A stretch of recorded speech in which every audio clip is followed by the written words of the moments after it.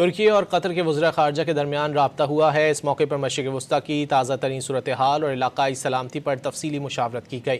دونوں وزراء خارجہ نے اس بات پر زور دیا کہ خطے کو مزید تباہی سے بچانے کے لیے 8 اپریل سے نافذ جنگ بندی کا برقرار رہنا ناگزیر ہے۔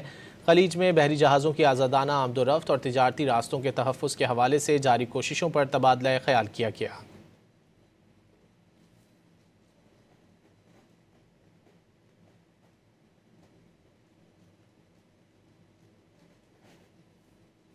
ترکی اور قطر کے وزراء خارجہ کے درمیان رابطہ ہوا ہے۔ اس موقع پر مشرق وسطیٰ کی تازہ ترین صورتحال اور علاقائی سلامتی پر تفصیلی مشاورت کی گئی۔ دونوں وزراء خارجہ نے اس بات پر زور دیا کہ خطے کو مزید تباہی سے بچانے کے لیے 8 اپریل سے نافذ جنگ بندی کا برقرار رہنا ناگزیر ہے۔ خلیج میں بحری جہازوں کی آزادانہ آمد و رفت اور تجارتی راستوں کے تحفظ کے حوالے سے جاری کوششوں پر تبادلہ خیال کیا گیا۔